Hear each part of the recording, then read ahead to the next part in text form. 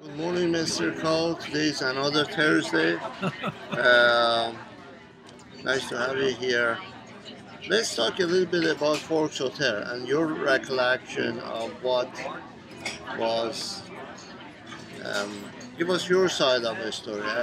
During the years, I met a lot of people. They say they work at Forks Hotel, but I know you worked there for 40 years. So tell us a little bit about what are your recollection of the Forks Hotel and the people you met there, and even when Eddie purchased it. Tell us the story about that. Well, Eddie Fector had been working for a number of years after he demobilized from the Army, and he and I became very good friends. And he wanted to have a saloon of his own, or a nightclub, bar, whatever you'd call it. And I was not interested. I wanted to be a performer, not a bar owner. So he worked several places as a bar magician, and I kind of followed him around as a spectator. Finally, he heard about this place, which was the Forks Hotel. Um, Two elderly women were running it. They were the widows of the original owners. Finally, they got quite old and wanted to unload the Forks Hotel.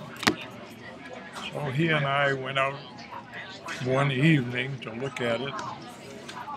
Uh, it was not a hotel. It had been a hotel for railroad workers.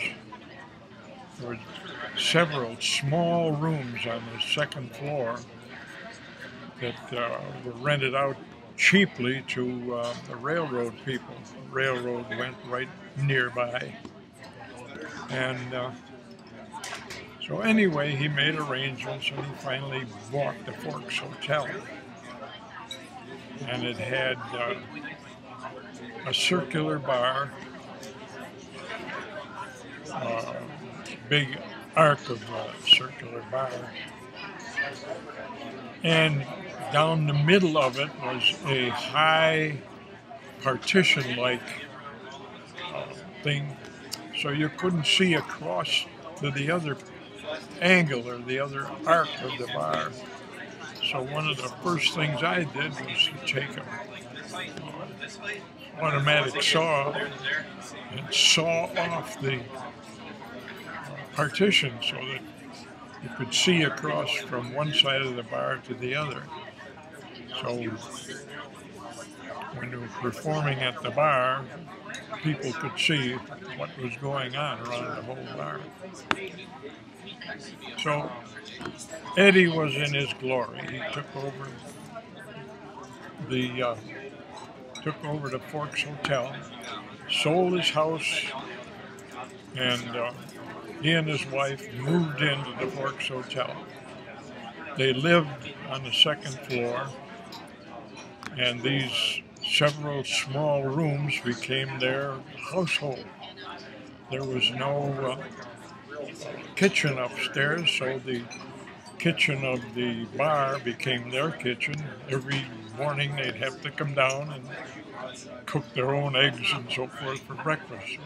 That was their house as well as their business. So I finally became a performer there as well as Eddie, but Eddie from early in the morning had a deck of cards in his hand. That was his place. So That's great. Yeah, you worked there for 40 years, right? Is that correct? well, yes, I became the bar magician really, and as weekends. I didn't work every day of the week there. I worked mainly weekends. Buffalo was a weekend city, and somehow it became quite popular. Magicians from all over the world began to stop in, become part of Forks Hotel. So, Give me a little bit more of your memories there with well, interactions with other magicians, or it became quite uh, a place for magicians to want to work. Uh, Ed Eckel, one of the great close-up magicians, used to come in there and work quite a bit. Mike Hilberger became one of the working magicians there. Uh, Carl Weisinger. Oh, there were many, many magicians. But then O.B. O'Brien came to UB to study, and the Forks Hotel became his hangout. And that was the time when he and Eddie decided they should start a convention. So that was where Forks Hotel became the headquarters for the 4F, Forks Finger Flicking Frolics. Silly name for a convention that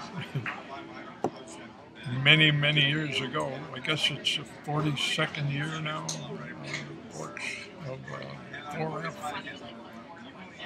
And now magicians from all over the world attend the 4F convention, which started in this old, beat-up, antique place, Forks Hotel.